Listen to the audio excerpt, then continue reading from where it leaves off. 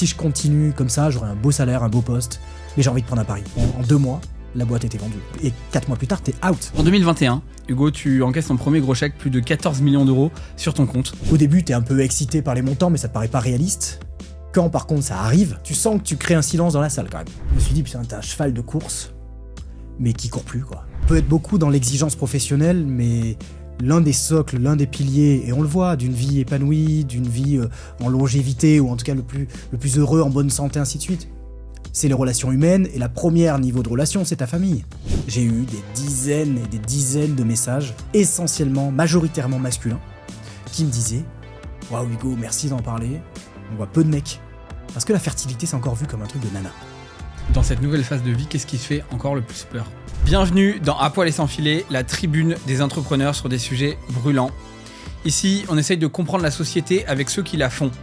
Des dirigeants, des entrepreneurs, de TPE, de PME, de start-up. Et il n'y a qu'une seule règle, dire la vérité nue. Avant ça, je vous remercie d'être de plus en plus nombreux à vous abonner et à regarder mon émission. Ça me fait hyper plaisir, mais j'ai besoin de vous encore en vous abonnant ou en mettant 5 sur 5 sur votre plateforme audio préférée, Spotify, Deezer, Apple Podcast. Ça m'aide énormément à grandir. Merci beaucoup. Bon, écoute Hugo, ravi de te recevoir aujourd'hui sur À poil et sans filet. Ravi aussi, merci de m'accueillir. Écoute, ça fait, maintenant ça doit bien faire 3 ou 4 ans qu'on se connaît. Ouais. Parce que t'étais, en fin de compte, t'étais dans le premier dîner du club Bootstrap en 2021. Les pionniers, parmi les pionniers de ce club. Ouais. T'es le mec qui a mis la plus grosse douille du club Bootstrap ever, puisque tu es rentré dans un club qui était anti-levée de fonds, un peu anti-exit, et 3 mois après, tu vendais pour plus de 30 millions Move One. Je me souviens bien de t'avoir appelé et t'avoir dit « Alors Mathieu, je suis toujours motivé, mais il y a un petit changement, c'est que j'ai décidé, on a décidé de vendre, donc c'est vrai que notre aventure, elle va prendre un tournant différent. Ouais, » Tu l'avais bien pris. Ah, je l'avais bien pris. En fait, de toute façon, à l'époque, j'avais pas le choix.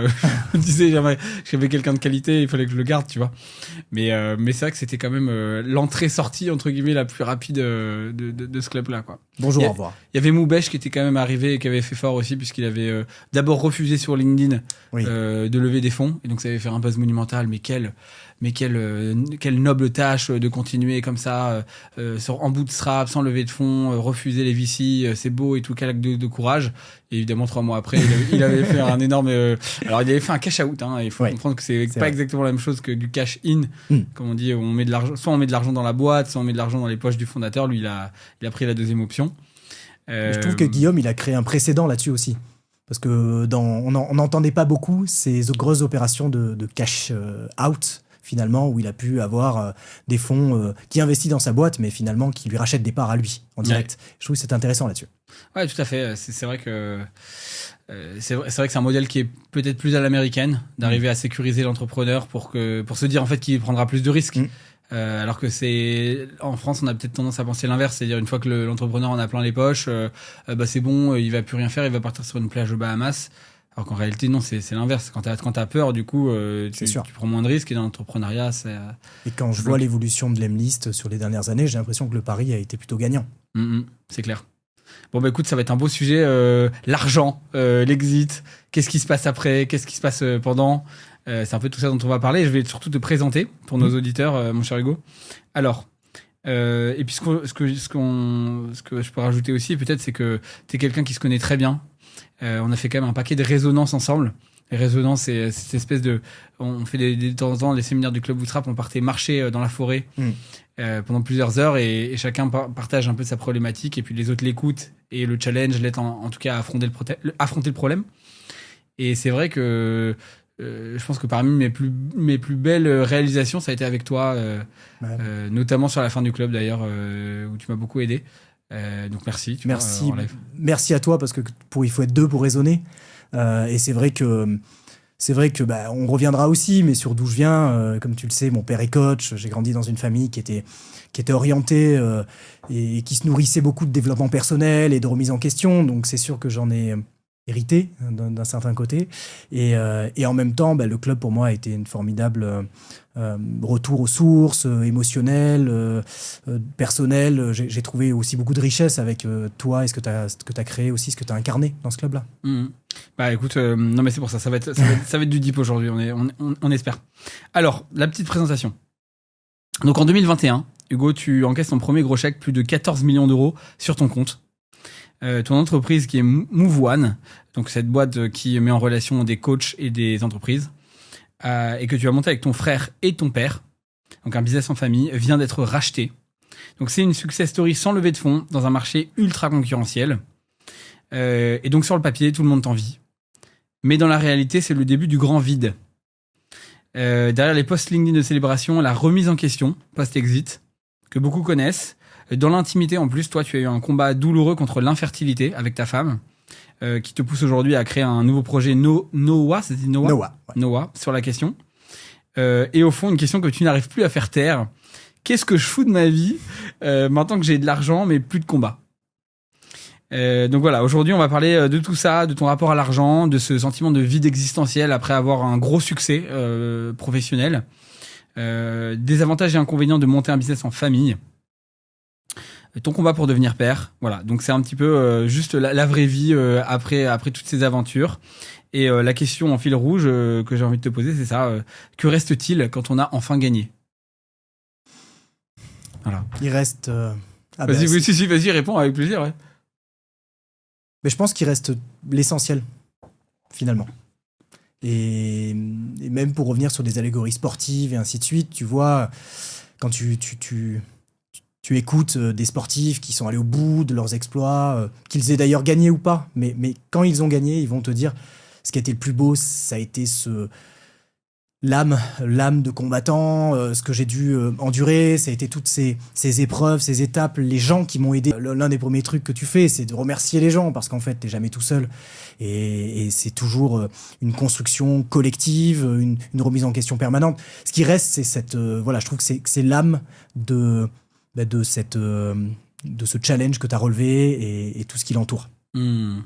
Du coup, je te pose la première question de ce podcast. C'est quand la dernière fois, Hugo, que tu t'es senti à poil et sans filet?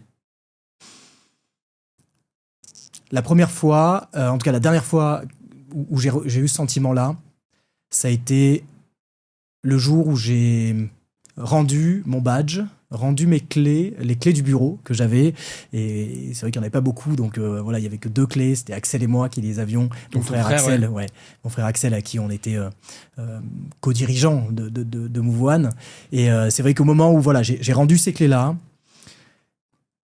où j'ai rendu mon PC, mon Mac, où globalement j'ai fermé la porte de mon bureau, entre guillemets, celui que j'avais choisi, décoré, ouvert, que j'avais peuplé aussi de personnes incroyables qui composaient notre équipe et qui ont travaillé très dur aussi à nos côtés et pour qui je suis extrêmement reconnaissant.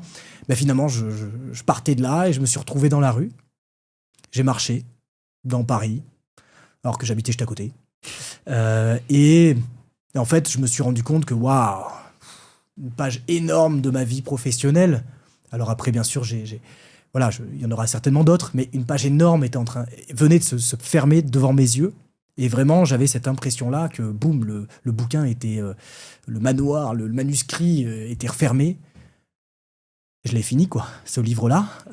Et là, j'étais vraiment à poil et sans filet. Je suis rentré chez moi tout seul, dans un état, tu sais, un peu chancelant, sans trop savoir de quoi être composé la suite.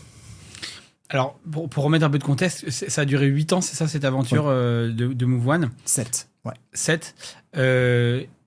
Combien de temps s'est passé entre le moment du rachat et le moment où tu pars? En gros, le moment où c'est acté que tu vas partir et le moment où tu pars, il y a combien de temps? 4 mois. 4 mois, c'est hyper rapide. Hyper rapide. Par rapport aux moyennes du marché, c'est très très rapide. Très rapide. On a eu des conditions particulières dans cette opération, pour plein de raisons. Mais c'est vrai que, notamment le fait qu'on ait été racheté par un groupe, donc CoachHub, qui était d'ailleurs, fun fact, mais il était aussi piloté par 2 frères à la tête de CoachHub. Donc il y avait une logique aussi de miroir et un peu familiale qui se jouait. Et très vite dans les discussions, nous-mêmes, avec Axel, on avait tellement donné et laissé en partie nos tripes dans cette boîte que l'avoir vraiment changé et opéré ce changement-là, on s'en sentait pas pleinement capable ou envie, en fait, de le faire. Et deuxième aspect, du côté des repreneurs et de CoachHub, ils on était dans un schéma de deux compétiteurs, là aussi, qui se réunissent, qui n'est pas pareil lorsque c'est un groupe qui consolide une activité un peu satellite. Là, on était vraiment deux compétiteurs qui attaquaient le même marché avec exactement la même force de vente et ainsi de suite. Donc, il n'y avait pas trop de nécessité de nous garder. Et ils ont accepté, ils ont joué le jeu. Ce qui n'était pas le cas, par exemple, de l'acteur américain, qui lui est aussi, avec qui on a été en ballottage entre les Allemands et les Américains, qui, eux, voulaient plutôt qu'on construise la suite et l'Europe avec eux. Ok, donc en fait, dès le départ, c'était sûr que vous partiez et toi, qu'est-ce que ça t'a fait enfin, tu vois, à quoi tu penses en premier quand tu actes cette vente? Déjà, même avant de partir, à quoi tu penses? Tu te dis, c'est à la fin d'une aventure avec mon frère et mon père, c'est ça qui me rend triste. Tu te dis, waouh, c'est incroyable, je vais être riche. Tu te dis, il y a un mélange de ça. Enfin, c'est quoi qui vient en premier? C'est un énorme mélange. Un mélange au point où tu sais plus vraiment quel est le sentiment qui prédomine, et tu sais plus si t'es dans le rationnel, l'irrationnel, l'émotionnel, l'irrationnel aussi, parce qu'il y a une brique un peu de ça quand même quand on te parle de montant. Nous, on sait d'où on vient avec mon frère Axel, mon père aussi. On sait d'où on vient et on sait que l'argent, il est durement gagné. Il peut être aussi perdu, mais que globalement, ça avait beaucoup de valeur, beaucoup de résonance aussi avec notre histoire personnelle. Donc, bien sûr que tu dis, attends, c'est irrationnel tout ça, même si on a bien travaillé et fait connu, je pense, bien exécuté. Et t'es bien positionné, c'est sûr. Mais en même temps, il y a une brique un peu... Il y a une touche que tu maîtrises pas, où tu te dis, attends, c'est vraiment en train de m'arriver, t'as besoin, je me suis pincé 2-3 fois. Ouais, c'est un peu le loto, quoi. C'est pas le loto, mais il y a une partie, parce que tu sais d'où ça vient et que c'est pas sorti non plus nulle part. Malgré tout, penser à des sommes comme ça, oui, ça reste assez irrationnel. Et en fait, à ce moment-là, je me rappelle que j'étais tiraillé entre mon cerveau analytique qui me disait, attends, rationnellement, voilà où est-ce qu'on en est, on est à 10 millions d'ARR, on a une croissance qui est forte, on fait x2 tous les ans, on est positionné sur un marché post-Covid, où on n'a que des grands comptes, on a à peu près 80% du CAC 40 dans notre portefeuille client, on sent que le coaching a vraiment le vent en poupe, on sent qu'on est... relativement, on a une proposition de valeur unique sur le marché qu'on a acquis de longue date et par un positionnement qui était fort autour du coaching. Mon père est coach, on a une histoire personnelle, on a fait grandir aussi une communauté de plus de 500 coachs dans le monde entier. Donc, on a des assets qui sont présents à un moment où s'ouvre peut-être la plus grande expansion de cette discipline, enfin en tout cas de l'accompagnement, coaching des managers et des talents dans les grands groupes. Donc, à la fois, voilà, il y a beaucoup d'assets et on a travaillé dur pour se positionner et être là à ce moment-là. Et en même temps, il y a une réalité personnelle et économique qui fait que ça fait... alors, économiquement, je démarre avec ça. L'intensité capitalistique devient énorme sur le marché, avec globalement l'acteur américain qui lève 400 millions de dollars, dernière valorisation à 4,3 milliards pour exactement faire ce que l'on fait, hein. Bien sûr sur le marché américain, ainsi de suite, mais ça lève très fort sur des multiples x40, x50.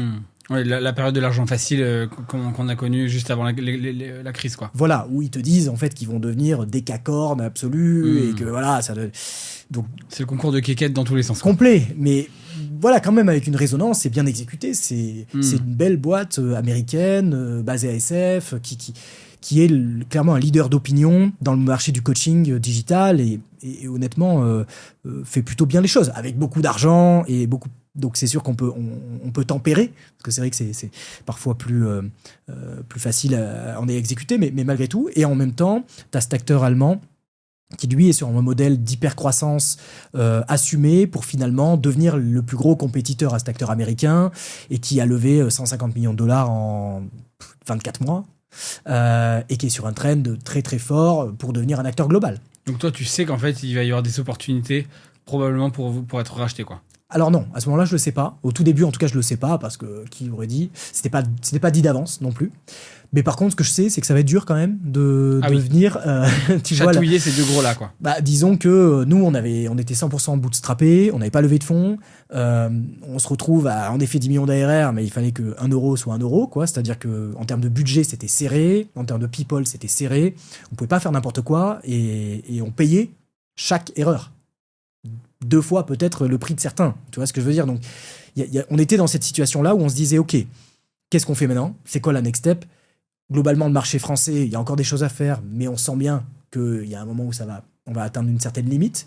Donc, il faut qu'on parte à l'étranger, il faut qu'on s'étende au niveau global. Donc, la marche est quand même, elle est à la fois passionnante et en même temps intense, quoi. Tu vois, tu sais que tu repars pour un combat de plusieurs années sur lequel, moi personnellement, j'ai jamais scale des boîtes à l'étranger, multi-pays, sur des dimensions comme ça, aussi très précises, coaching, HR, grands groupes, qui sont complexes. Et donc, à un moment donné, on se dit, OK, soit on lève des fonds, soit il y a peut-être une autre option. On commence un petit peu à avoir des échanges, mais malgré tout, les montants levés, ça allait pas nous mettre dans les meilleures dispositions. On allait toujours être en retard, en fait. Et toujours être le petit poussé, tu vois, un peu à traîner la patte derrière. Et à ce moment-là, les deux nous contactent, coup sur coup, sans qu'on s'y attende vraiment. Mais ils avaient entendu qu'on allait voir justement un petit peu des acteurs du marché pour s'interroger. Et à ce moment-là, oui, on commence à comprendre qu'il y a peut-être cette opportunité-là. Maintenant, voilà, c'est un art hein, de vendre une boîte et de mener ces processus à leur terme. C'est vraiment un art. Il y a de la science, mais il y a aussi une part que tu maîtrises pas. Ça dure combien de temps ce process? Alors, c'est très variable. Moi, j'ai maintenant parlé, je fais partie de clubs aussi d'exiteurs, donc de personnes qui ont plein d'argent et ils savent pas quoi faire de leur vie. En partie. On pourra en parler, mais c'est vrai que c'est un trait un peu commun. Et qui, en fait, me disent, il y a un petit peu tous les cas de figure. Tu as des cas de figure où, en fait, tu te renifles pendant des années. Il y a des up and down, c'est Dallas. Et nous, ça a été quand même assez rapide, efficace. C'est-à-dire qu'en 2 mois, la boîte était vendue. Ah oui, d'accord. Voilà, 2 mois. Donc en fait, t'as à peine le temps de réaliser ce qui se passe, quasiment. Et 4 mois plus tard, t'es out. Ouais, waouh. Donc c'était une forme de brutalité, même si, comme tu le dis, et c'est là on y reviendra sur ce côté paradoxal de la situation, c'est que c'est brutal, mais en même temps, tu peux pas trop te plaindre. Oui, je comprends que tu as un sentiment un peu de, pas de culpabilité, mais peut-être un peu de honte de dire par rapport à tes potes. C'est quoi? Enfin, dis-moi, oui, parce que si c'est tu quoi veux, le sentiment, toi, que tu as eu? Le sentiment que j'ai eu, c'est... déjà, il y a plusieurs phases. Tu vois, tu parlais du rapport à l'argent, mais c'est vrai que quand tu commences à discuter, au début, tu es un peu excité par les montants, mais ça te paraît pas réaliste. Quand, par contre, ça arrive, waouh, et là, tout le monde te regarde. En tout cas, tu sens que tu crées un silence dans la salle, quand même. Tu vois, je vais être honnête. Ouais, bien sûr. Attention, je suis pas... Enfin, tu vois ce que je veux dire, mais... T'en parles, parce que déjà, question subsidiaire, mais donc on parle, c'était 30 millions, hein, la vente à peu près, hein, en gros. T'en parles avec... tu peux en parler avec qui? Tu peux en parler quasiment qu'avec ton père et ton frère, en fait. Et peut-être ta maman, j'imagine, qui est dans les conversations. Avant que ça se fasse, oui. Ouais. Après, petit à petit, dire. Mon meilleur pote, ainsi de suite, j'ai commencé quand même à en discuter, tu vois, parce que... Enfin, je sais pas, c'est comme on va parler après tu vois, du fait de devenir père, de monter sa famille. Bon, t'as besoin, à un moment donné, tu te dis oui, ma femme est enceinte, ou bien on a des difficultés, ce qui était en partie notre cas avec Nora, mais avec ma femme Nora. Mais donc voilà, c'est vrai que assez vite, t'as besoin aussi de verbaliser. Bien sûr. Donc j'en parle un petit peu. Et puis, et puis c'est vrai que tu te rends compte que entre le moment où c'est hypothétique et un jour peut-être, oui, ça arrivera, même si ça se rapproche, et c'est fait. Là, il y a une différence, et donc c'est vrai que même pour toi, il y a une forme de gêne, qui peut s'installer parce que voilà, les montants sont... Finalement, moi, c'était toujours le pari que j'ai donné à ma femme. Un jour, en 2013, j'étais salarié dans une boîte de conseil, et je lui dis, écoute, chérie, si je continue comme ça, j'aurai un beau salaire, un beau poste.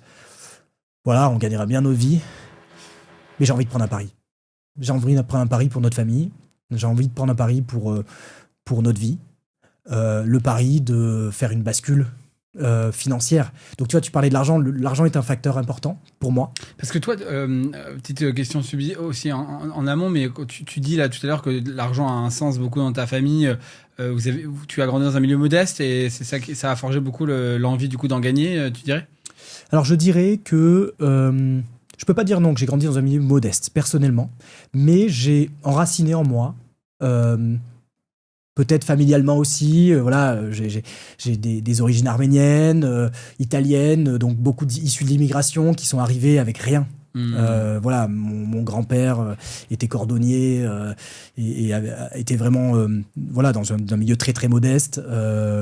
Et ma grand-mère, en tout cas, était issue d'une famille d'immigrés italiens qui étaient mineurs dans le sud de la France. De mon côté maternel, c'était plutôt voilà, classe moyenne. Mais globalement, je pense avoir un petit peu que maintenant j'analyse aussi à 38, 39 ans. Ouais. Voilà, a posteriori, mais j'avais ce besoin de trouver de la sécurité matérielle et financière pour mettre à l'abri ma famille. Alors que ça peut être transgénérationnel, ça. Hein. Je l'expliquerai pas et je veux pas faire du chamanisme avec toi. Psychiatre de comptoir, c'est parti. Mais j'avais ce besoin à un moment donné de mettre à l'abri.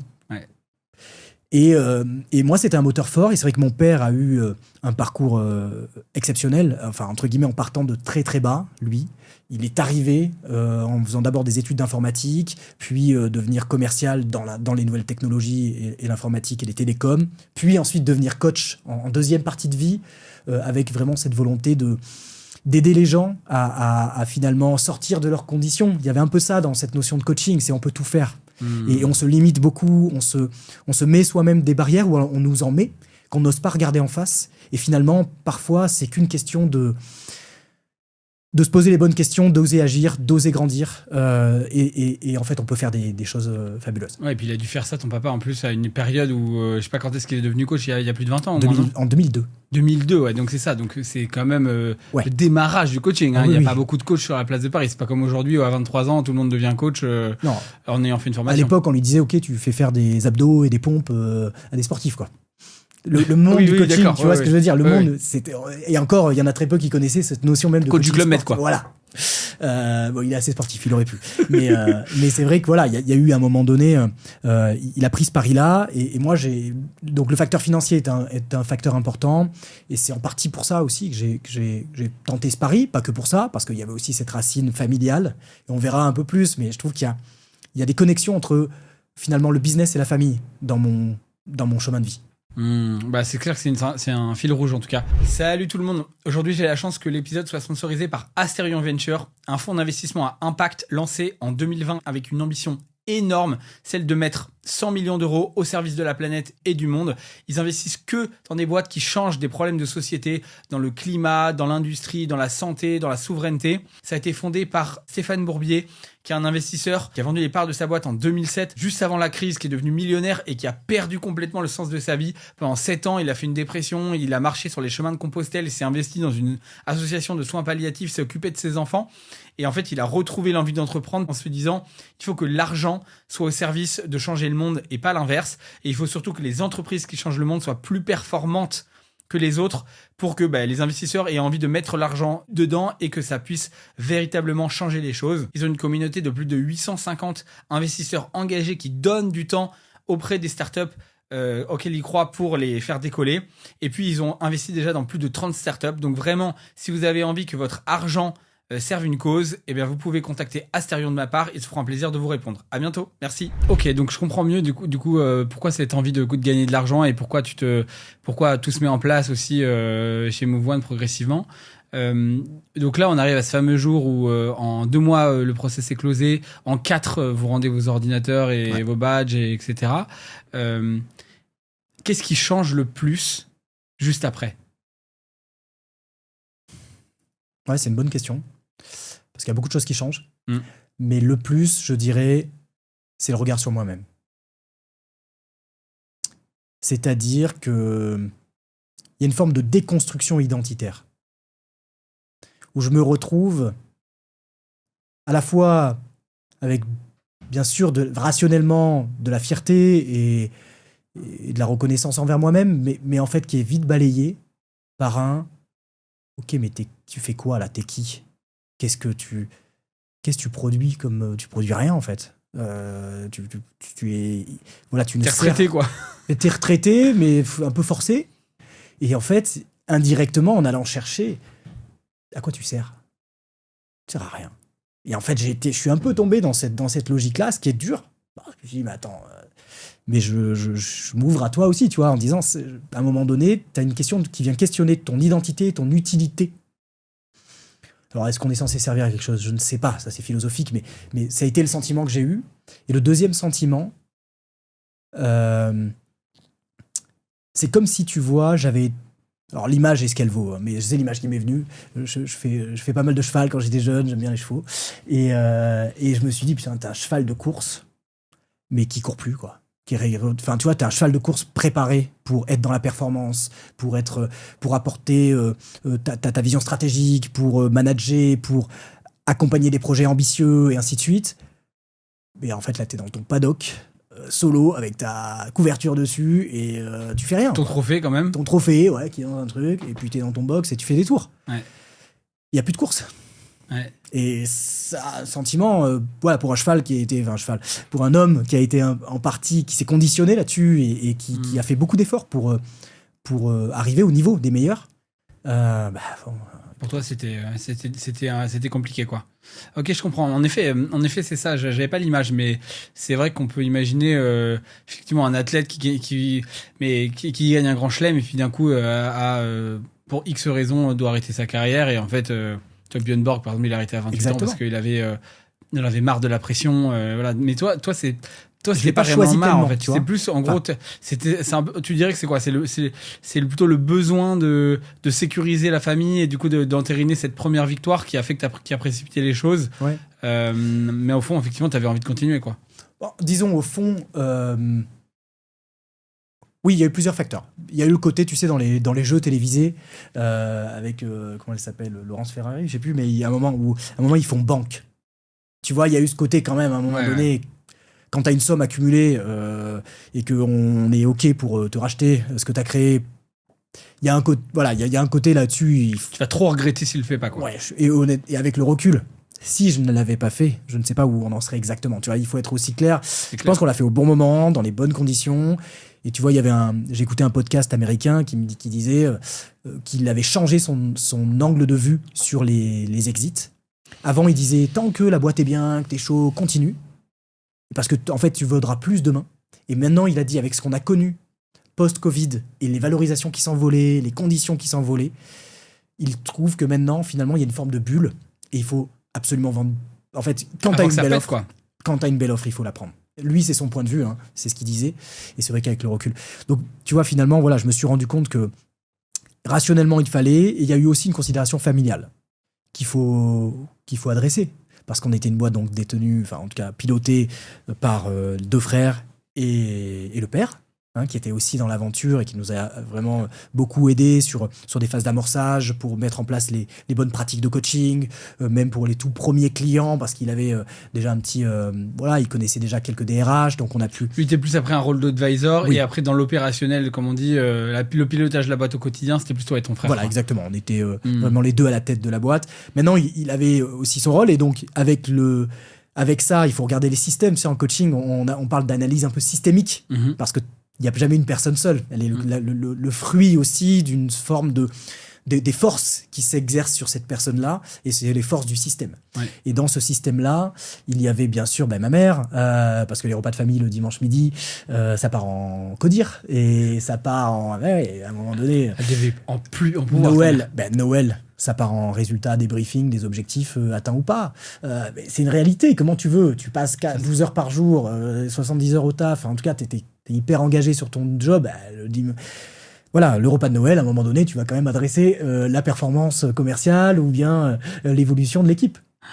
Quel enfer. Mais alors du coup, il y a 1000 questions qui me viennent, mais comment tu joues, enfin, parce que tout le monde a un rôle dans l'entreprise, déjà tout le monde a un rôle. Je sais pas quel était le vôtre. C'était quoi le vôtre avec Axel et toi Moi, j'étais CEO, en charge de la partie corporate et du suivi notamment des équipes tech, produits et coaching, une bonne partie. Et enfin, Axel était vraiment CEO en charge des opérations et du delivery des équipes. D'accord. Globalement, ça nous correspondait bien en termes de profil, de personnalité. Oui.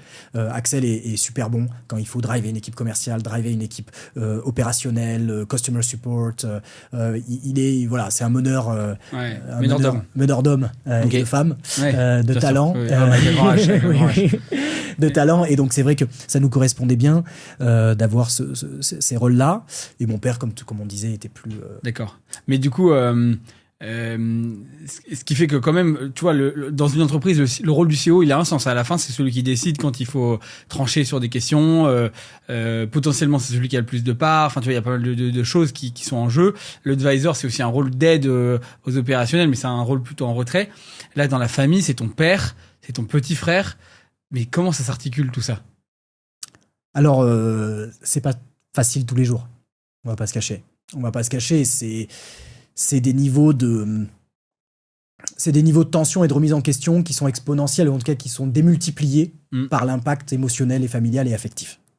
C'est-à-dire que quand ton frère te dit non, ce que tu as fait, j'y crois pas du tout, et entre guillemets, j'adhère pas du tout au plan que tu me présentes, et moi j'y crois pas du tout, ça t'atteint plus que quand c'est peut-être une personne qui ne fait pas partie de ta famille. Quand ton père vient te dire attends là, qu'est-ce que c'est que vous avez pas prévu la suite, on sait pas trop où on va, ça met en insécurité, machin, il faut absolument poser les choses, comment tu vois les... Tu vois, c'est sûr que le niveau émotionnel, il est à 9, on va dire sur 10, mais il est haut. Donc, ce qui a... Nous, on le cache pas avec Axel, on a eu des moments de tension. Déjà, comme je te disais, il y en a tout le temps, ça, dans toutes les boîtes, hein, mais c'est vrai qu'il y a eu des moments de tension parce qu'il y a eu plusieurs facteurs. Il y a eu beaucoup d'avantages aussi que je voulais partager parce que c'est maintenant que je vois aussi d'autres modèles d'association. J'ai pu échanger et je me rends compte que l'herbe n'est pas spécialement toujours verte à côté, loin de là. Mais globalement, dans les points de tension, c'est d'abord le fait que chez nous, en tout cas, il n'y ait pas une gouvernance extrêmement claire. Mais c'est organique, c'est que c'est pas le grand frère qui va décider, c'était pas comme ça chez nous, ou le petit, ou quoi que ce soit, c'était de la collégialité, donc il fallait qu'on s'entende. Tous les deux, et on était finalement, sur les décisions, on était co-CEO, les décisions stratégiques. Après, chacun a apporté sa couleur, et voilà, son orientation, mais on était co-CEO, donc il fallait être d'accord. Et donc parfois, on ne l'était pas. Et donc, on a essayé à un moment donné de splitter les rôles, mais ça n'a pas marché, parce qu'il y en a toujours un qui allait sur les plates-bandes de l'autre, ça n'a pas marché. Donc finalement, on a eu une forme d'organisation un peu organique, mais où on faisait beaucoup de choses à deux. Des fois, on était à deux sur les meetings. On se faisait confiance aussi sur certains périmètres. On a appris, en tout cas, de mieux en mieux à le faire. Et voilà, et ce qui a quand même beaucoup servi, c'est qu'on se battait tous les deux pour finalement l'un pour l'autre et pour notre famille. Tu vois, donc à la fin, c'est pas qu'une boîte. Bien sûr. Alors je vais être, je sais pas, un peu, mais c'est un peu l'honneur de la famille qui est en jeu, tu vois. Alors c'est peut-être extrême, mais c'est en partie ça, quoi. C'est on n'avait pas envie de se planter, on n'avait pas envie de se lâcher l'un l'autre. Moi, j'avais pas envie de perdre mon frère dans cette histoire. J'avais pas envie de me brouiller avec mon père sur des décisions stratégiques. J'avais envie que tout le monde soit heureux, épanoui de l'aventure magnifique qu'on a réalisée, en garde un excellent souvenir, et voilà, et que ce manuscrit-là, très beau, puisse s'achever dans les meilleurs, avec un happy end. Et c'est ce qui s'est passé. Exactement. Et c'est ça aussi qui a motivé. Comme je te disais, il y a le côté rationnel, il y a aussi ça. Tu dis, waouh, tout le monde est content, on fait une belle bringue, on va au resto, on profite, on célèbre ce moment-là, et on est apaisé. Et après, bien sûr, la famille reprend pleinement, tu vois, sa place et son rôle de famille et plus de codir. Et c'est magnifique de pouvoir aussi vivre ça. Et voilà, si on n'avait pas vendu, tu sais pas trop comment ça peut évoluer parce qu'il y a des tensions qui peuvent s'accumuler. Si le marché se retourne et que du coup il y a de la difficulté et que les uns et les autres sont... Bien sûr, ça peut être une toute autre histoire. On est bien d'accord. Et du coup, vous parlez de quoi à Noël maintenant on parle un peu de la suite. Okay. J'avoue que maintenant, c'est un peu aussi le... Ok, donc vous en êtes où Mes parents, c'est normal, à la fois nous ont laissé de l'espace et en même temps, c'est vrai que l'une des réactions, ça a été mais qu'est-ce que vous allez faire maintenant ? Ah ouais. Alors c'est intéressant que tu dis ce truc-là parce que on en avait d'ailleurs parlé tous les deux. Il y a quand même une injonction, en effet, dans le milieu professionnel, et je dirais particulièrement dans le milieu professionnel de la performance, donc effectivement les startups en font partie, les startups qui font de la croissance, voilà, qui est que l'inactivité, même après un tel succès, en fait c'est ça qui est dingue, est mal vu en fait, en tout cas, est vu comme une forme d'oisiveté, une forme du coup c'est pas bien quoi, tu vois. Tu te redeviens un peu le branleur de l'école, peut-être qu'il y a des facilités, mais qui du coup les utilise pas à plein potentiel. Et c'est vrai que d'ailleurs quand tu regardes, moi quand je pense aux discussions que j'ai avec des entrepreneurs, et moi le premier, hein, on me le demande parce que maintenant je suis dans une nouvelle phase et je le demande aux autres, et à chaque fois je me dis mais quel idiot, tu vois, qu'est-ce que... Enfin, déjà, moi, parfois, ça c'est à la fois agréable parce que les gens prennent des nouvelles, mais à la fois, c'est un peu oppressant, tu vois. Ce truc de, voilà, mais qu'est-ce que... Ah, et du coup, what's next, tu vois. C'est la phrase insupportable au possible, quoi. What's next, quoi. L'humain a horreur du vide. Ah bah c'est clair, la nature a horreur du vide. La nature, mais l'humain, la nature humaine, en tout cas, a horreur du vide. Et c'est vrai que très vite, et puis, c'est du conditionnement, et ainsi de suite. Moi, j'ai eu des... Ouais, j'ai eu des réflexions qui m'ont marqué, notamment une réflexion, voilà, même d'un entrepreneur qui me disait est-ce que t'as pas l'impression de gâcher ta vie en ne rien faisant, sachant que je n'ai jamais vraiment rien fait, mais passons, en tout cas en n'ayant pas un nouveau projet. Donc tu vois, j'ai eu ça, je me suis pris dans la tête. Il t'a dit ça, c'était combien de temps après l'exit, ça? Un an. Ouais, un an. Ouais. Et on me dit, est-ce que t'as pas... Voilà, je me suis pris dans la tête, j'ai dû faire un moment de recul pour me dire, oula... Et en même temps, le pire, c'est qu'au fond de moi, je me suis dit, ah ouais, c'est vrai. Ah oui, ça fait mal quand c'est juste. Ça fait mal. Je me suis dit, est-ce que je suis pas en train de gâcher, de passer à côté, tu vois, peut-être du potentiel, de l'énergie, de l'envie de... Donc il y a de ça, franchement. Voilà, il y a des gens qui m'ont dit, bah, super retraité, tu kiffes. Et tu sens qu'au fond, le rapport au travail, le rapport... Recule-toi un tout petit peu, je permets un petit message à Hugo parce qu'il a carrément dépassé le micro, ce qui est rare, il était à fond dans son histoire, je l'ai brisé en plus. Et tu vois, est-ce que t'as pas...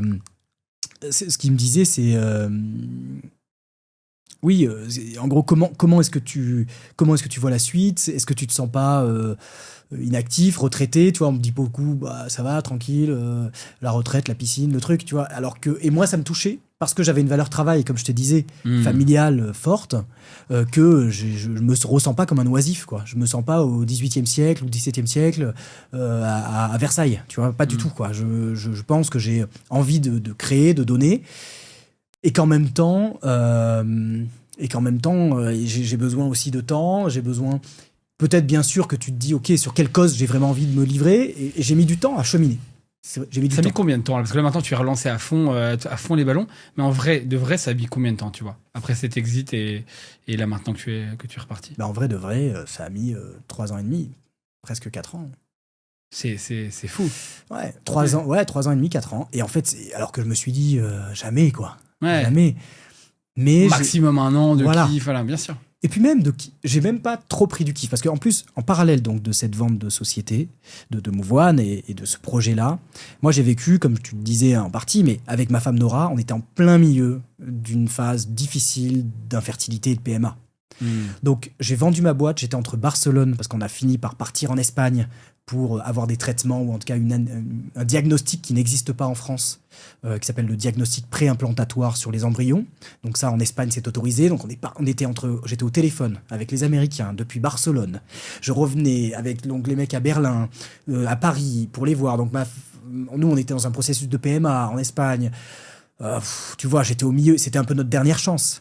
Donc si tu veux, en plus, en revenant sur ce moment de vie et de chapitre, finalement, ça faisait 5 ans qu'on était là-dedans avec ma femme, sur des arrêts de grossesse, comme fausse couche ou arrêt de grossesse à répétition, assez tardive, inexpliquée. Toutes les analyses revenaient nickel, ainsi de suite. Donc on était perdus sur ce qu'il faut faire. On avait vu beaucoup de monde à Paris, à Aix-Marseille, jusqu'à partir en Espagne. Donc nous aussi, on était au moment critique où, dernière chance, on avait mis quand même un beau... C'est vrai qu'en Espagne, il y a un coût. Alors, il y a une qualité aussi, mais il y a un coût.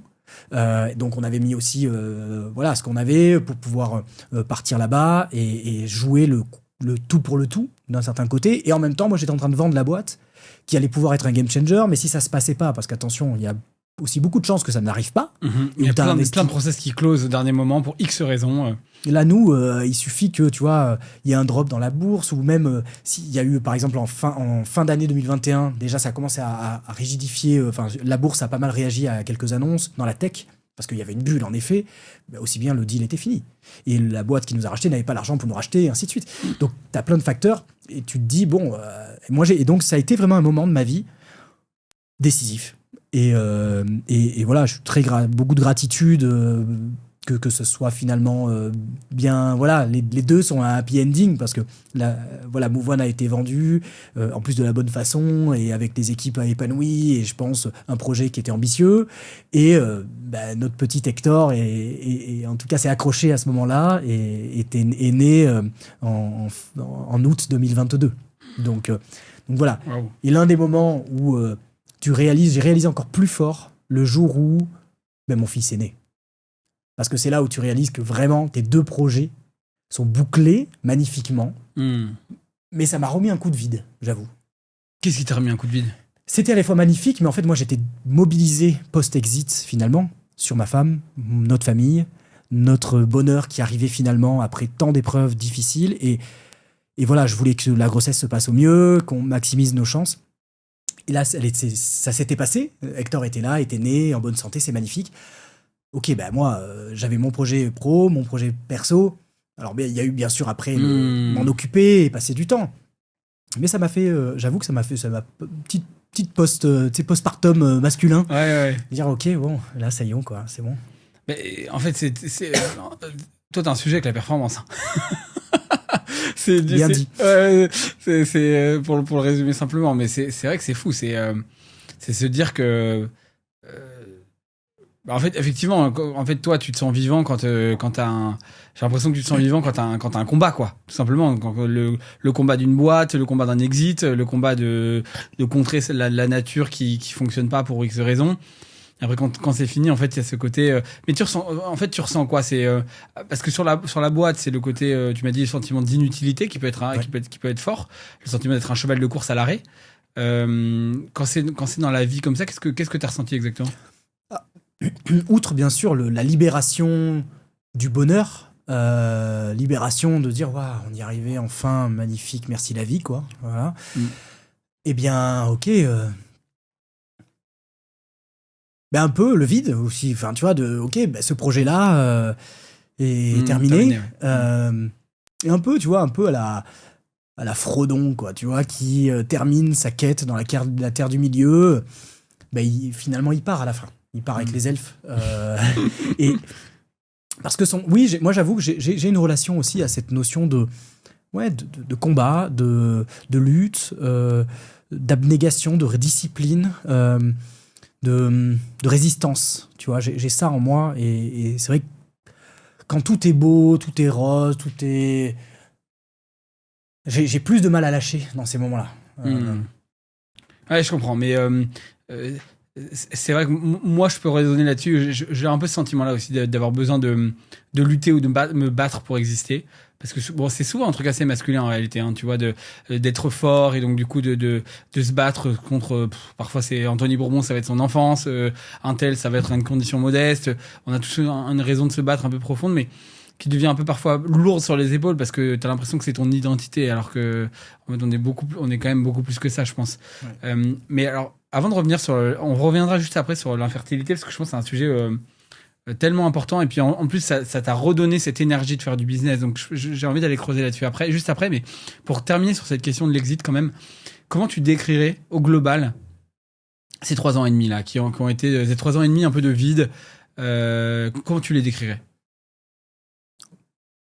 La façon peut-être courbe de deuil, je suis passé par plein d'étapes.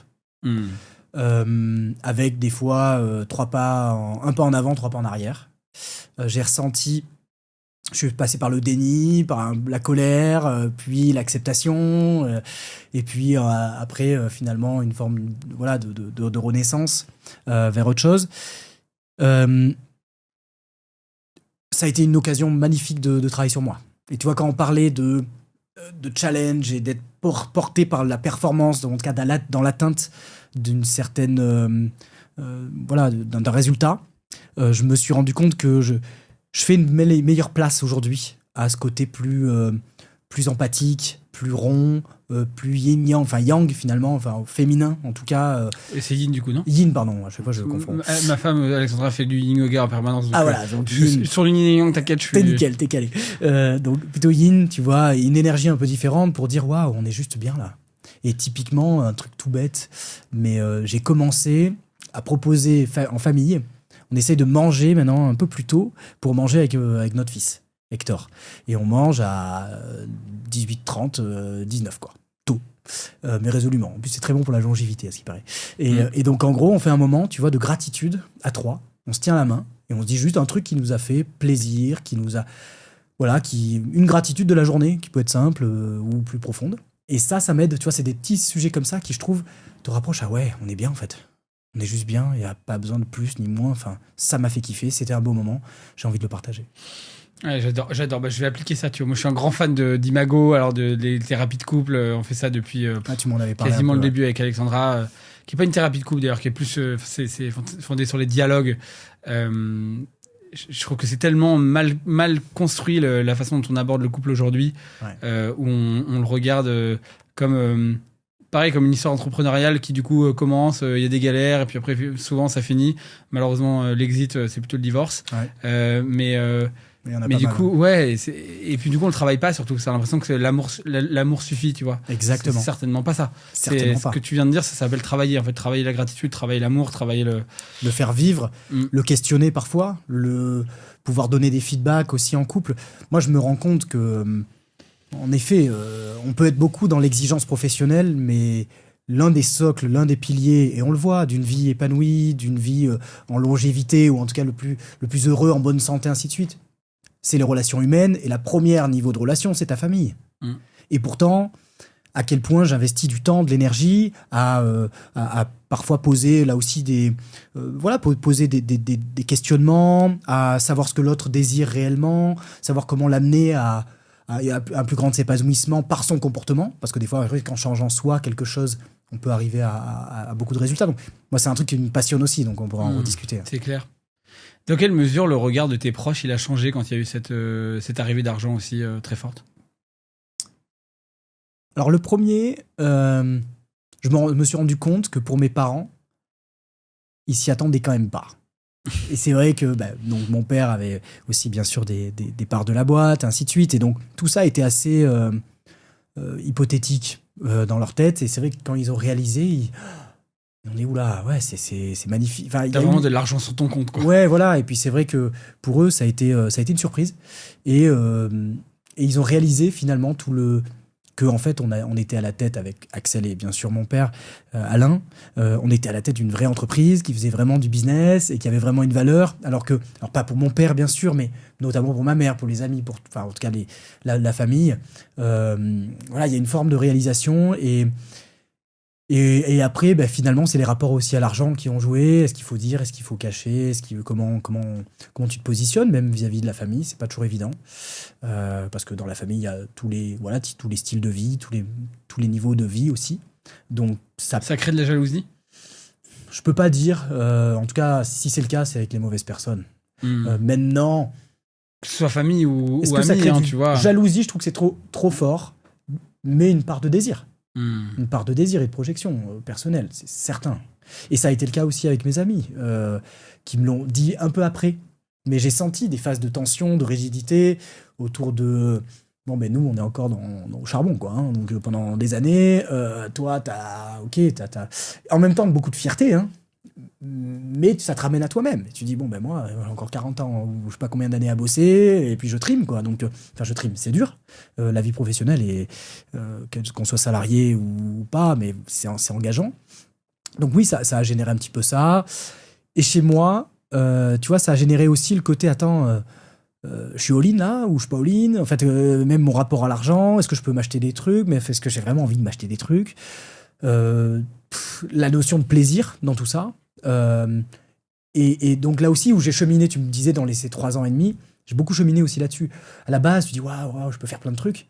En fait, tu t'aperçois que, oui, bien sûr que la somme, elle est intéressante. Il y a une partie placée en holding aussi, donc j'ai pas toute la somme personnellement non plus. Donc il y a ma société qui en a une grosse partie, une grosse majorité, dans laquelle j'ai fait des réinvestissements. Mais ces réinvestissements, il y en a certains malheureusement qui ont très très mal tourné. D'autres qui sont investis dans des startups et des boîtes qui fonctionnent bien, mais c'est à horizon 10 ans.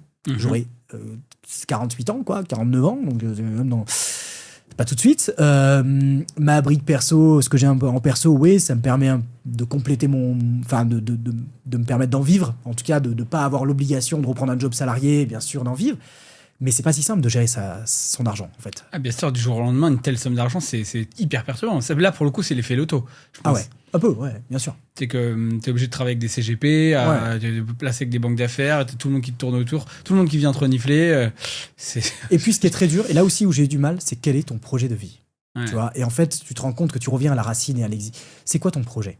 Tu veux bosser, pas bosser, recréer. Tu veux avoir finalement des flux de revenus qui arrivent. Est-ce que tu veux préparer l'avenir et la transmission avec tes enfants ? Est-ce que tu veux aller vivre à l'étranger, rester en France ? Plein de questions qu'en fait, quand tu es dans ton truc, tu déroules ton business plan, tes équipes, ton recrutement, ton truc. Tu te poses pas tout ça, quoi. En gros, t'as pas le luxe. Et là, ça vient te questionner sur... Mais quelle est ma vie ? Qui suis-je ? Où vais-je ? Ah oui, ça part vraiment Édouard Baird, quoi. Ah ouais, non, mais il n'y a pas de bonne ou de mauvaise situation. Et donc, tu te retrouves. Et en plus, moi, j'avoue que je suis assez intellectualisant. En tout cas, j'ai besoin de me poser des questions. Et t'es en boucle, quoi. En fait, j'ai l'impression qu'effectivement, ton cerveau faisait tout pour refuser le vide, quoi. Ouais. Tout pour... essayer de combler ce moment de doute, de pas savoir. En fait, est-ce que tu dirais que c'est ça le plus difficile, c'est de pas savoir juste ? Ouais, l'incertitude, elle est terrible. En tout cas pour moi, je l'ai vécu comme ça. Et c'était plus l'incertitude que l'identité, parce que tu vois, j'ai remarqué chez certains entrepreneurs que parfois le plus difficile, c'est de perdre perdre ce rôle social, en fait, tu vois, j'étais le dirigeant de mon entreprise, j'avais un certain statut, j'étais le patron de X, et maintenant je deviens retraité, mentor, advisor dans tous les clubs et tous les instituts de mentorat. Ça, t'as raison, et là c'est des profils un peu de personnalité, mais également de quels sont ces sous-jacents de motivation personnelle, d'achievement et d'aboutissement. Moi, j'étais pas trop là-dessus. En fait, je m'en foutais de plus être le CEO de Move One, machin et tout, je m'en foutais. Par contre, c'était plus, qu'est-ce que tu veux faire, en fait ? C'est à la fois prendre ça comme une magnifique opportunité et en même temps une forme de toxicité, parce que à 30, moi, ça m'est arrivé, j'avais 35, 36 ans. Quel est mon projet de vie personnel, fondamental, et à quoi je suis fait, entre guillemets, mon aspiration profonde ? Ouais, bien sûr. Moi, je suis fait pour mener des projets, répondre à trouver des problèmes sur lesquels je vais pouvoir apporter des solutions, construire des équipes, voilà. Après, mais j'ai eu du mal finalement, et on y reviendra, à revenir à une brique très, très personnelle, et j'ai essayé de créer plein de business dans des briques très différentes. Donc, j'ai essayé de créer un business dans l'accompagnement des personnes seniors dans l'emploi. Donc j'y ai passé quand même beaucoup de temps. En gros, France Travail, quoi. Ouais, un France Travail senior. Ouais. C'était au moment de la réforme des retraites. C'est important. Oui, non, mais t'as vu l'opportunité, quoi. Voilà. Mais tu vois, t'avais rien dedans qui se passait, mais par contre, t'as vu l'opportunité. Rien dedans. Je me suis fait des semaines entières d'appels avec des personnes pré-retraitées pour comprendre, analyser tout le marché, ainsi de suite. Bon. Ça venait pas de tes tripes. Et donc à la fin des 3 mois d'exploration, rencontrer du monde, comprendre, je me dis en fait non, pas du tout. Voilà.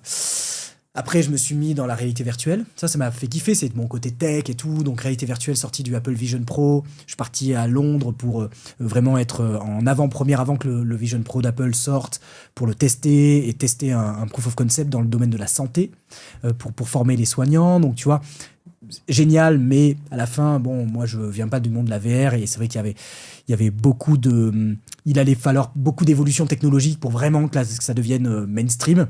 Et j'avais pas envie de passer 10 ans avec ma mallette à faire tous les... C'était pas ton combat, quoi. Voilà, c'était pas mon combat. Donc voilà, j'ai beaucoup itéré, et en même temps, je n'ai pas arrêté une semaine. Moi, c'est vrai que je n'ai pas arrêté. J'ai toujours finalement eu des cols. Pendant 3 ans et demi, t'as pas pris une semaine de vacances ? Bah si, tu vois, des vacances. Non, mais ce que je veux dire, oui, mais t'as pas pris 3 mois, quoi. Non. Mais non. Jamais. Mais non. C'est ça qui est, en fait, c'est ça le plus... Est-ce que tu dirais... faut pas que je fasse cette question trop fermée, mais...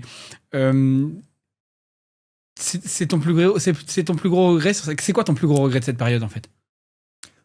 En partie celui-là, de pas avoir pu lâcher prise sur mon cerveau, qui est peut-être... Et tu vois, là aussi, j'aime bien différencier des fois le cerveau de mon moi réel. Tu vois, c'est-à-dire, il y a des fois, ton cerveau, il t'envoie des pensées qui sont pas spécialement des pensées que tu as choisies, qui sont des pensées conditionnées. Si tu fais rien, t'es rien. Si tu prends 3 mois, tu seras largué. Mais c'est des pensées, je ne les ai pas choisies, j'ai appris à les identifier par contre. J'ai suivi un coaching. On salue Mounia. Exactement, je salue Mounia. De 108 milliards. Le collectif exactement 108 milliards qui m'a aidé parce que j'étais à un moment où j'étais kéblo quoi, avec mes pensées et ça tournait en boucle et donc je me mettais des objectifs de rencontrer X startups pour investir dedans chaque semaine. J'essayais d'être présent sur LinkedIn, machin et tout. Mais tu comblais le vide quoi. Voilà. Clairement. Ouais.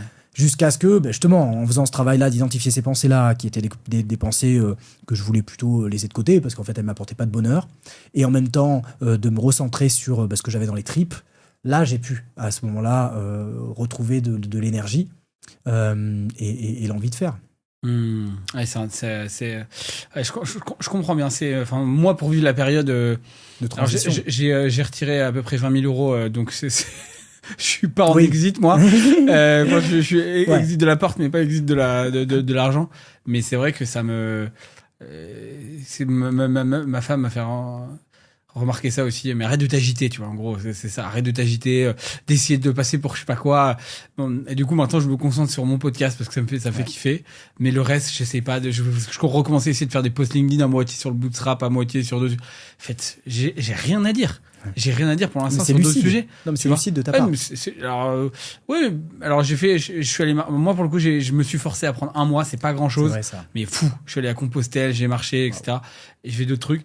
Mais en fait, je me suis vraiment dit, il faut que j'arrête, il faut que je me rende compte que tout le monde s'en fout déjà, tu vois, et à part toi qui du coup vit mal les choses, et ton beau-père peut-être qui te pose des questions le dimanche pour savoir effectivement qu'est-ce que tu vas faire. Bon, c'est un peu chiant, mais ça s'accepte, oui. Au pire tu le renvoies un peu dans ces 22, ça peut aller, tu vois.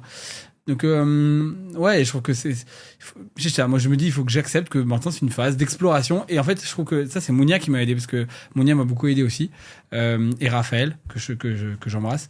Tout le monde s'en fout, c'est copyright que Raph Leclerc quand même. Hein. Tout le monde s'en fout. Ouais. Ah ouais, il comprendra parce que dans sa précédente entreprise on en a parlé. Tout le monde s'en fout, c'est vrai. Mais ouais, en gros c'est l'idée de se dire. Ouais, faut parler faut incarner les choses que tu fais pour que ça marche en fait de toute façon. Donc tant que t'as pas ça, ça sert à rien, c'est ok. Et oui, le terme que je disais, c'est que Mounia m'a fait prendre conscience aussi du mot. Faut faire gaffe au mot perdu.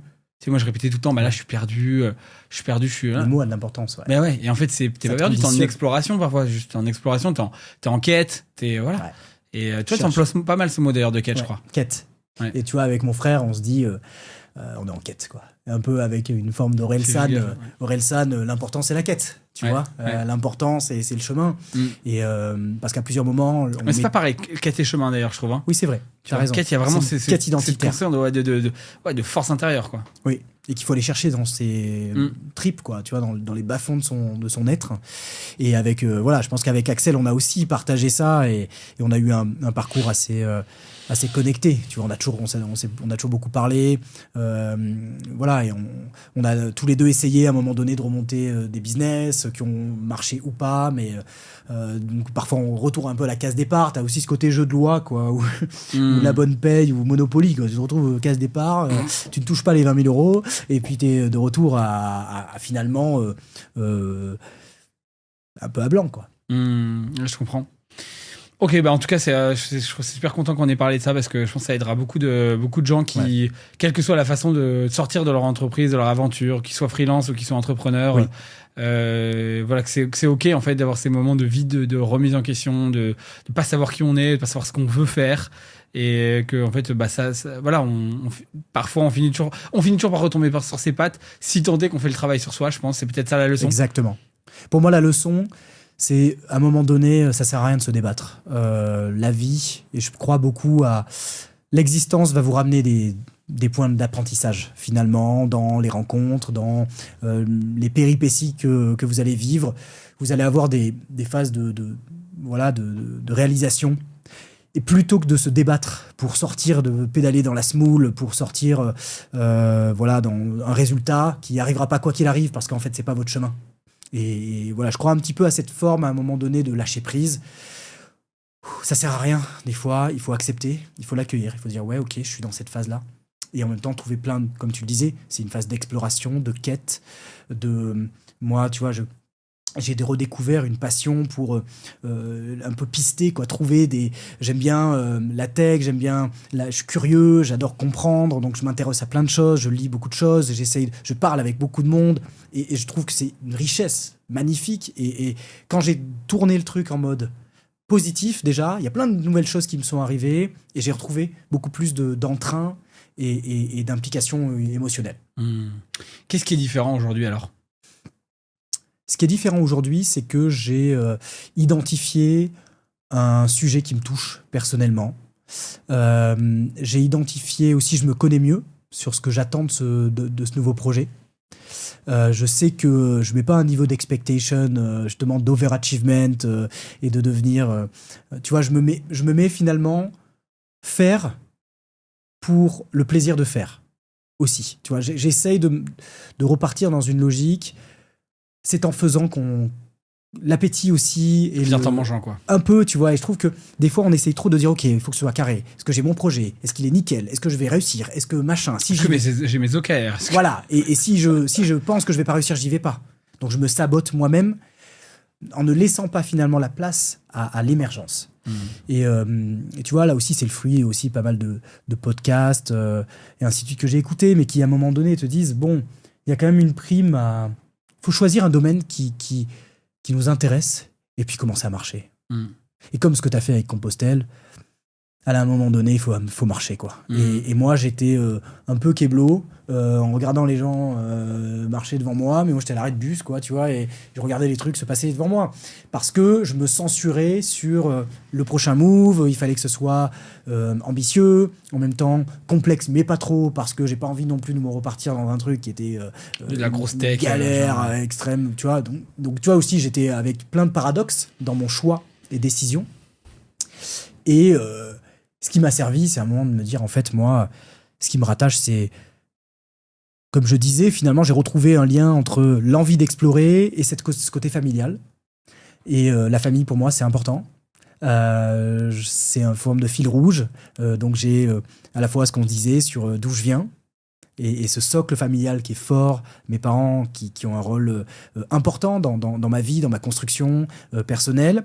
Puis cette aventure entrepreneuriale folle qu'on a vécue avec mon père et Axel et ma mère et évidemment tout le monde, hein, parce qu'on était nombreux. Oui, bah, elle le vit aussi. Hein, voilà, sûr, ma femme, Laura, bien sûr. Voilà, c'est un projet commun. Mais donc on a vécu ça collectivement et la richesse, la force que ça nous a apporté était indéniable. Tu vois, de fait de se battre collectivement et d'essayer de faire le mieux possible.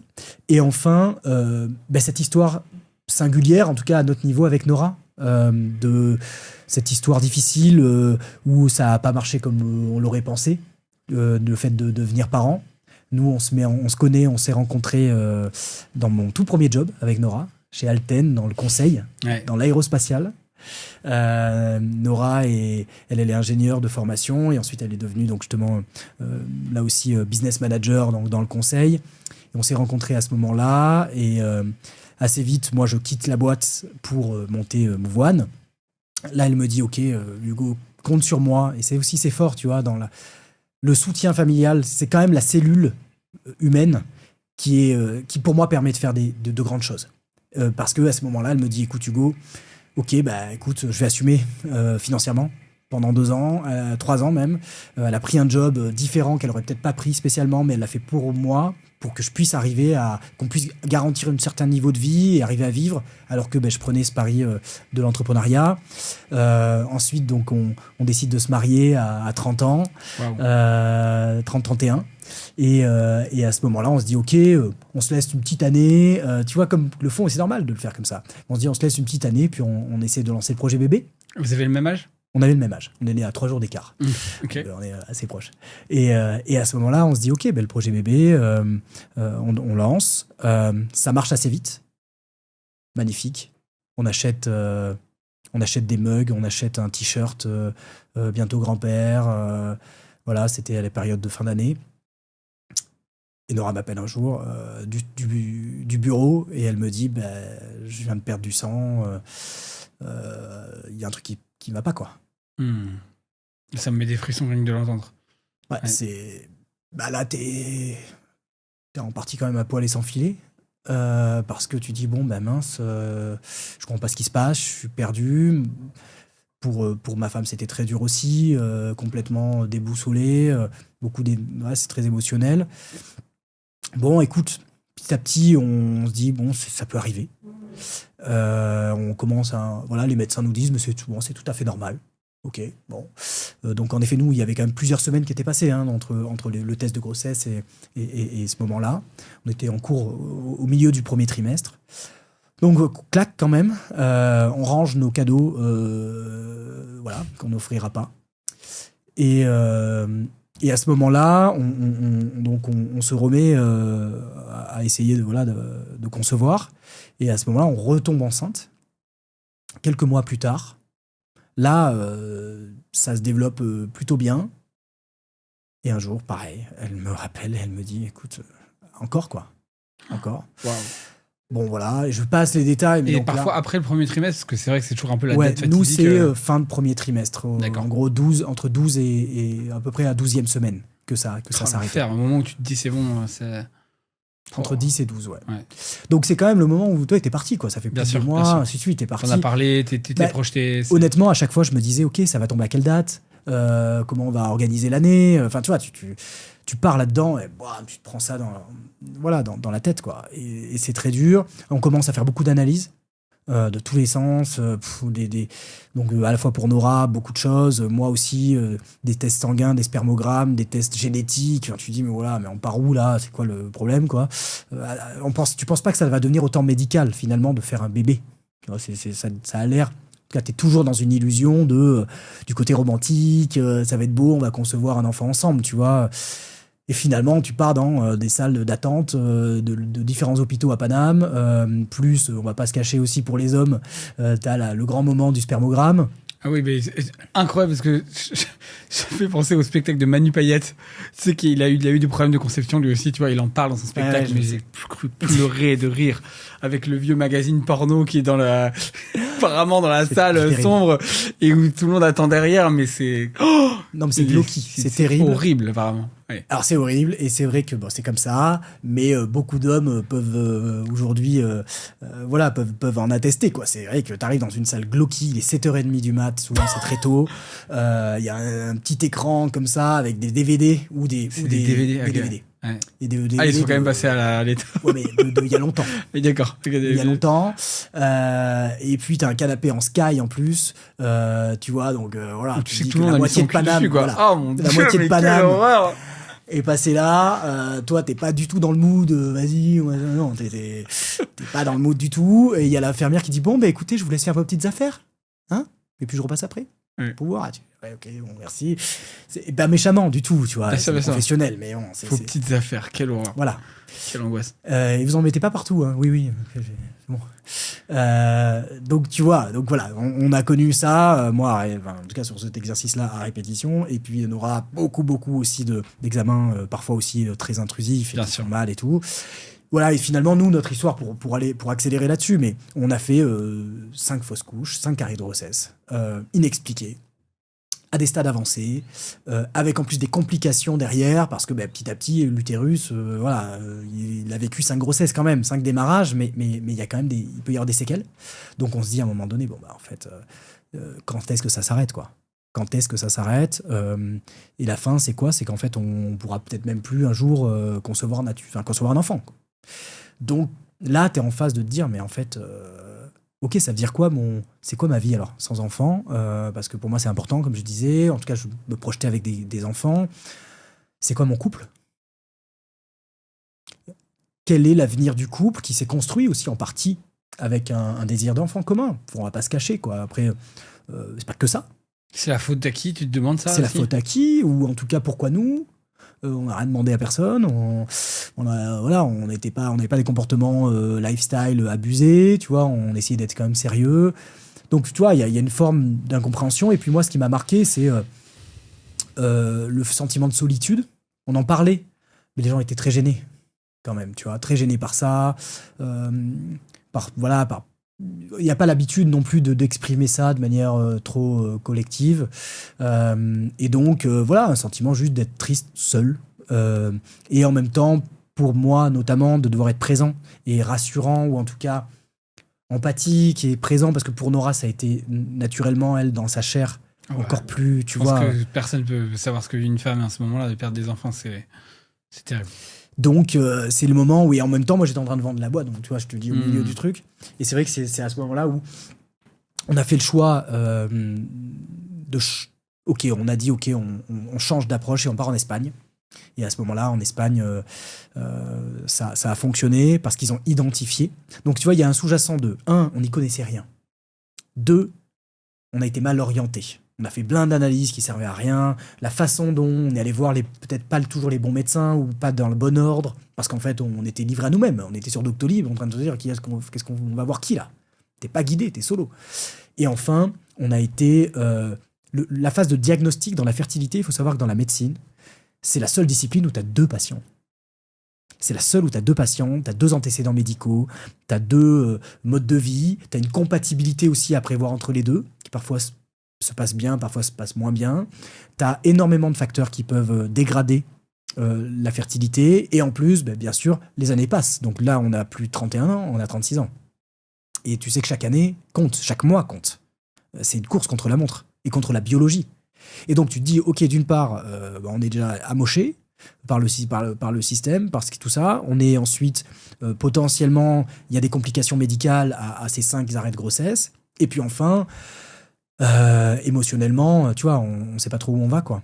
Donc voilà, on arrive dans ce moment-là. Et oui, enfin, pardon, et le diagnostic, on n'a aucune idée de ce qui se passe pas, quoi, de ce qui marche pas. C'est là où un peu les limites de la médecine, où tu t'attends à ce que la médecine soit scientifique. Ils te disent, ok, bon, voilà le truc. Donc voilà, on est parti en Espagne, et c'est vrai que là-bas, ils ont une analyse, une approche peut-être plus multifactorielle. Et c'est quoi? Et qu'est-ce qui a été le... En fait, c'est une maladie auto-immune. De Nora, du coup. De Nora, oui, qui s'appelle le syndrome des antiphospholipides. C'est-à-dire, c'est un syndrome où des anticorps se déclenchent pendant la grossesse pour bloquer les voies d'irrigation du fœtus. Donc, c'est-à-dire que ça crée des caillots de sang et ça coagule le sang pour empêcher le développement à un certain stade du fœtus.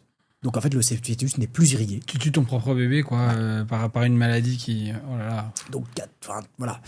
Alors, ça, c'était dur à apprendre. Et en même temps, bonne nouvelle, il y a un traitement assez simple. C'est les anticoagulants. Ah bah oui, bien sûr. Donc, Nora a pris des anticoagulants. Donc, on a fait une FIV, une PMA, ainsi de suite complète.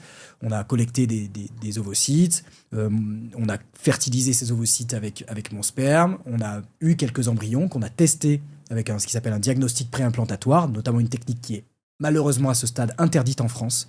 Malgré la nouvelle loi de bioéthique qui a été signée il y a quelques années, ça a été refusé par les députés. Et donc en France, on réimplante des embryons qui ne sont pas viables, qui n'ont aucune chance de devenir viables. C'est stupide. C'est la loi de notre pays. Ouais, ok. Et par rapport à ça, nous, on les a testés pour être sûr que l'embryon, Hector en l'occurrence, est arrivé à être réimplanté et a tenu. Et grâce aux anticoagulants, il s'est développé naturellement. Waouh. Et donc du coup, donc là aujourd'hui, il y a Hector qui a quel âge? Hector a 2 ans et demi. 2 ans et demi, ouais. Et je crois que tu attends un heureux événement aussi. Exactement. Et donc on est reparti, pareil, par une PMA, une FIV, toujours en Espagne. Il faut savoir que la France est l'un des derniers pays en termes de résultats sur les FIV et les PMA, que ça touche plusieurs dizaines de milliers, centaines de milliers de personnes chaque année en France, et qu'on est parmi les derniers d'Europe. L'Espagne est parmi les premiers, voire le premier d'Europe en termes de performance. En revanche, c'est privé. Beaucoup plus privé en tout cas. Donc ça coûte cher, quoi. Ça coûte un certain prix. Mais donc voilà, pour tout ça m'a fait dire en fait j'ai envie de m'investir. C'est un bon terrain, voilà, c'est un terrain fertile en l'occurrence pour construire des solutions.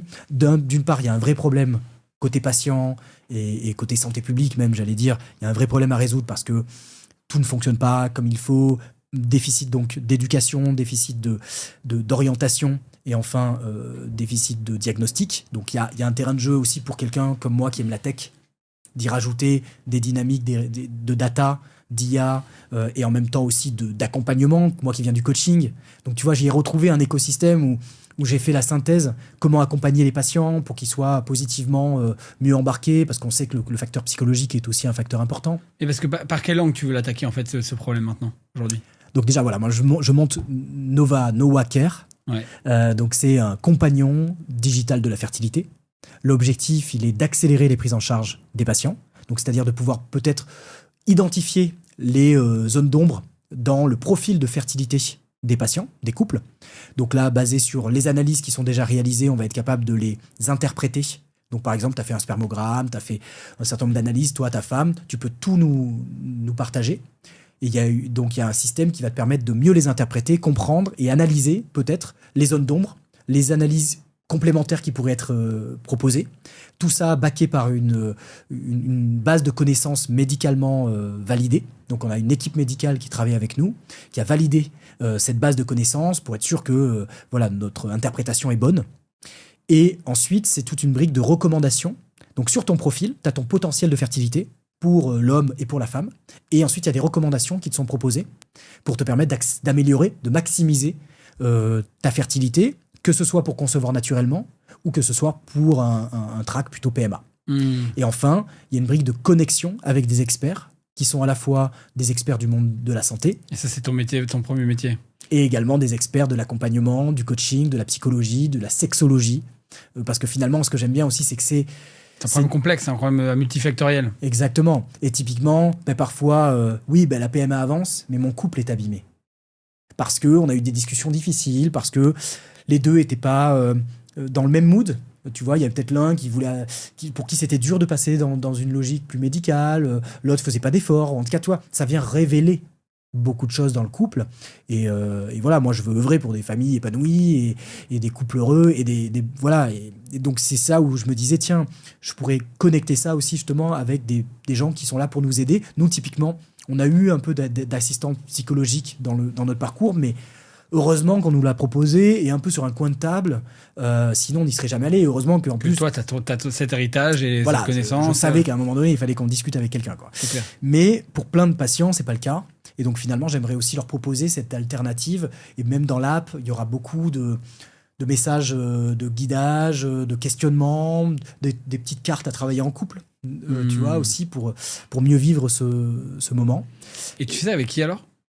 Tu fais ça avec qui cette Alors aujourd'hui, j'ai une équipe qui travaille avec moi. Mais tu es solo founder, comme on dit. Oui, pour l'instant. Ouais. Alors il faut savoir que c'est pas une réalité. C'est pas une tare, hein. Non, c'est ni une tare, mais ni disons un absolu pour toujours.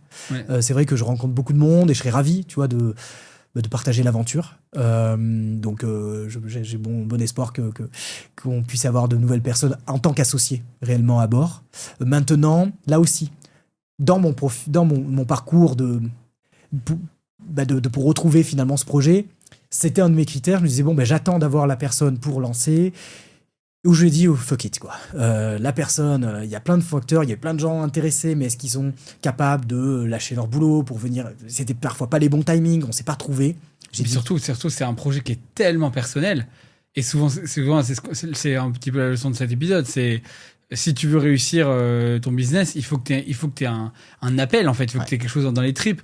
Et ça te correspond à toi. Et donc, pour qu'une personne puisse se plugger là-dessus, voilà, c'est pas du tout évident. Et donc, et alors là, c'est comme dans toute relation, vaut mieux être seul que mal accompagné. Hein. Dans le business, ça tue la moitié des business. Donc, Et en tout cas, pour le démarrage, là, j'ai voulu dire, OK, je vais amorcer, déjà prouver que il y a tout pour faire une belle aventure, à la fois humaine et business, en tout cas de rendre quelque chose qui est pérenne, parce que là aussi dans ce sujet un peu de l'impact, où moi je fais quelque chose qui doit avoir du sens, qui doit aider des couples concrètement à accélérer leur projet bébé, ça c'est sûr, et en même temps, si c'est juste pour faire un truc où en fait c'est un feu de paille et que dans X mois il y a plus de fonds, où on arrive au bout, pour moi c'est pas aussi ce que je cherche, donc je cherche quelque chose aussi qui puisse sur le plan business être équilibré.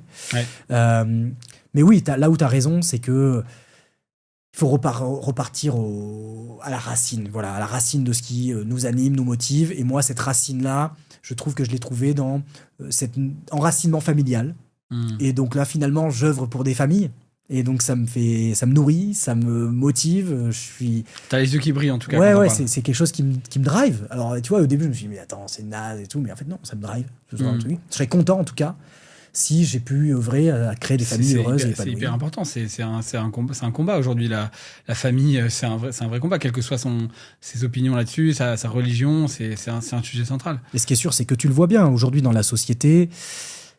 De moins en moins de jeunes ont envie d'avoir des enfants. De moins en moins de jeunes déjà sont en couple. Il y a de plus en moins de jeunes font l'amour. J'ai vu ça aussi. La sexualité. Avec la sexualité, avec le porno, avec plein de trucs. On est quand même, on se rend pas trop compte. Avec les peurs aussi de harcèlement, tu vois, il y a ça, trucs. Mais il y a aussi, il faut pas. Si t'es aujourd'hui jeune, ainsi de suite, tu vois le monde actuel.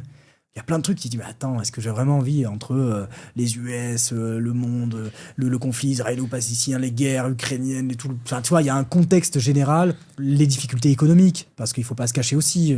En France, il y a eu peu d'évolution de salaire, mais quand même, le coût de la vie est quand même sensible. Donc, tu as un facteur qui fait qu'on a fait de moins en moins d'enfants. On est passé bien sûr largement sous la barre des 2. En Espagne, ils sont à 1,15 en moyenne enfants par femme. Donc, ils sont très, très bas. Ouais, c'est quasiment pas, ça permet pas de reproduire la population. Pas du tout. Tu fais même moins, tu vois, c'est deux tu reproduis. Donc là, tu es loin de la reproduction.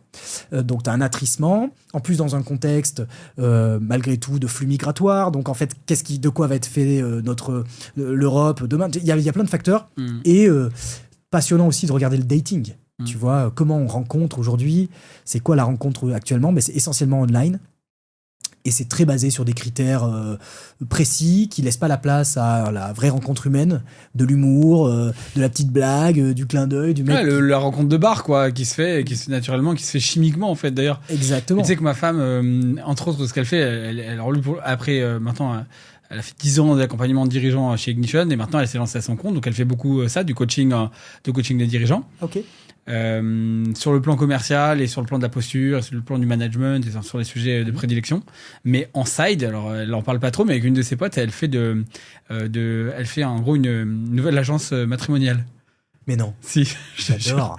C'est trop drôle. Mais de nouvelles femmes, de façon humaine, physique. Physique, okay. Ouais. Le but, c'est là, elles ont des premières clientes qu'elles accompagnent. Donc, souvent, c'est des nanas qui ont passé 30-35 ans et qui sont vraiment perdues dans leur relation, qui n'arrivent pas à trouver un mec avec qui s'engager, ou c'est compliqué. Et elles les aident à trouver confiance en elles, en les coachant, en leur mettant des mots sur qu'est-ce qui n'a pas marché dans les relations précédentes. Il se trouve que même moi, je vais faire une brique. Écoute, c'est vraiment, je te rappelle, c'est marrant, mais je vais faire une brique sur dans la tête d'un mec. Ah, énorme. Tu vois, pour capter qu'est-ce qui se passe en fait de l'autre côté, tu vois, comment nous on interprète des signaux, etc. Parce que bon, voilà, avec mon expérience à moi, mais du coup on fait ça. Et là, elle a des premières clientes. Je sais pas où ça l'amènera, tu vois, elle sait pas non plus, hein, mais elle, ça a du sens. Bon, elle a divorcé avant, maintenant on est en couple depuis 5 ans, on va avoir 2 enfants, enfin, le deuxième là qui arrive dans quelques semaines. Donc, donc c'est pour moi aussi la famille, c'est sûr que c'est un truc qui me parle à fond. Le couple aussi et elle aussi, donc c'est magnifique. C'est super, quoi. Mais c'est bien de remettre du vivant, quoi, du réel. Exactement. Et je pense que là aussi c'est des, en tout cas pour nos sociétés aussi, et puis c'est important. Ce que je vois aussi, pour rebondir sur ce que tu disais sur dans la tête d'un mec, c'est que depuis moi j'ai commencé à faire des posts sur LinkedIn sur mon parcours avec Nora, ainsi de suite, et j'étais frappé par le nombre d'hommes qui m'ont écrit. J'ai eu des dizaines et des dizaines de messages, majoritairement masculins, qui me disaient « Waouh Hugo, merci d'en parler. On voit peu de mecs. » Parce que la fertilité, c'est encore vu comme un truc de nana. Alors que c'est quand même un truc de couple, en tout cas jusqu'à aujourd'hui. Et ça peut être un truc de mec aussi, parce que tu peux avoir un problème exactement. de sperme. En fait, mais en tout cas, c'est vu comme... Et donc, j'ai eu énormément d'hommes qui m'ont dit « Mais Hugo, merci d'en parler. Ben ouais, nous aussi, on est passé par là. Avec ma femme, ça a été dur. On s'est senti seul. Moi, en tant que mec, c'était plus dur que pour ma femme. Ma femme avait des groupes, C'est vrai que les femmes ont peut-être plus cette habilité à connecter socialement. D'ailleurs, on le voit, même les femmes seules, sans partenaire, enfin en tout cas qui sont célibataires, ont plus de connexion sociale que les hommes seuls, qui ont tendance à s'enfermer. Donc, tu vois, finalement, dans la fertilité, c'est un peu pareil. c'est qu'en fait, en tant que mec, t'en parles pas à tes potes. Ah, c'est clair. Et tu vas parler plutôt du dernier match de foot ou je sais pas quoi, mais en fait, tu vas changer de discussion, changer de sujet. Et je pense qu'il y a aussi, et pourtant, l'homme est confronté quand même lui-même à une diminution importante de sa fertilité. Il faut savoir que la fertilité masculine, c'est moins 50% de qualité et de volume spermatique en 30 ans. Donc, il y a un vrai sujet de santé publique multifactoriel, hein. Il n'y a pas une seule cause, mais il y en a plusieurs. Mais en gros, l'homme est mis en cause, entre guillemets, ou en tout cas, il a la source d'infertilité dans plus de 30% des cas. Donc, il y a aussi beaucoup de choses à faire là-dessus. Et j'ai été frappé par ça, dans ce côté aussi... qu'est-ce qu'être un homme aujourd'hui ? Qu'est-ce qu'être un homme ? C'est quoi le rôle de l'homme dans l'accompagnement de leur désir d'enfant ? Et comment est-ce qu'on va pouvoir aussi le retravailler ? Je salue au passage Fabrice Florent, que tu connais peut-être. Tu le connais ou pas ? Non. Faudrait que vous vous rencontriez en plus. Ouais. C'est un podcasteur. Il a monté Mademoiselle, qui était un média Oui. pour les femmes, vois, un des premiers médias féministes, qui avait des millions de vues chaque mois, qu'il a revendu. Il a exité lui aussi. Ouais. Et après, il s'est lancé dans une vie de podcasteur à plein temps. Ok. Et ses podcasts, c'est sur la masculinité en général. Donc, il a Histoire de daron. Il fait parler des darons, des pères. Énorme. Mais des anonymes, Ouais. comme il y a eu des stars comme des amis. Histoire de mec, il parle de masculinité, histoire de succès, donc là c'est plutôt des entrepreneurs, et voilà. Et histoire d'argent, qu'il a lancé récemment aussi, qui parle de ce sujet-là. C'est excellent, moi j'adore. Ok, Et je suis passé d'ailleurs dans l'histoire de daron il y a pas très longtemps. C'est un des podcasts, en tout cas c'est sûr le podcast où j'étais moi-même le plus à poil. De loin, et c'est un travail d'utilité publique, quoi, je trouve. Ouais. Vous devriez vous rencontrer. Avec plaisir. Avec plaisir. Un go between. Deux dernières questions, Hugo, pour terminer cet épisode. La première, c'est dans cette nouvelle phase de vie, qu'est-ce qui te fait encore le plus peur ? De pas oser, ou de pas pleinement accueillir et m'écouter et go with the flow. Tu vois, d'essayer de contrôler. Et de trop contrôler ma vie perso en tant que père et mari, de trop contrôler ma vie professionnelle et ce nouveau projet. Tu vois, de pas accepter pleinement la leçon que j'ai apprise sur les 3 dernières années, c'est d'être plus dans l'organique, de se faire confiance, de faire confiance aussi à finalement la vie et donc voilà, d'essayer de trop venir dans la performance, le résultat, l'objectif et d'être dans ce contrôle. Dernière question, je rebondis sur ce que tu m'as partagé tout à l'heure avec ton fils et ta femme. Pourquoi ou pour qui tu as le plus de gratitude aujourd'hui ? Écoute, je dirais, certainement pour ma femme, Nora. Certainement.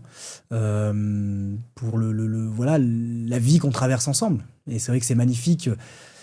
C'est pas pour tout le monde, malheureusement. Il y a des fois où c'est pas le bon partenaire de vie, ainsi de suite. Mais moi, j'ai le sentiment qu'on a bourlingué ensemble et elle l'a fait de manière à chaque fois admirable. Aujourd'hui, elle a remonté une activité. Tu vois, finalement, comme quoi les épreuves de vie nous changent. Épreuves, attention, Oui, mais c'est une épreuve. Voilà. Attends, faire des 5 fauches courses. Non, mais il y a eu ça, mais il y a eu aussi, tu vois, finalement, moi, j'ai été aussi changé par l'exit, dans certains côtés. Je serais peut-être pas le même si j'avais... Donc finalement, ce qui t'arrive dans la vie est une opportunité à repenser ta vie d'une façon différente, meilleure et plus inspirante. Et pour Nora, elle a construit donc une maison dédiée au bien-être des femmes à Aix-en-Provence qui s'appelle Maison Serena. Et dans une vieille bastide, elle accueille tous les jours des dizaines de femmes qui souhaitent être actrices de leur bien-être. Avec ce côté, se rapprocher aussi d'elles, de leur yin, et faire du sport, des soins et des rencontres. Le tout dans une approche aussi un peu de longévité, indirectement, et de se faire du bien. Et donc voilà, on constate que tous les deux, on a évolué sur ce chemin grâce à ce que la vie nous a offert. Je vous souhaite qu'il soit le plus long possible et surtout un super beau événement à venir. Merci. Merci Hugo. Merci Mathieu.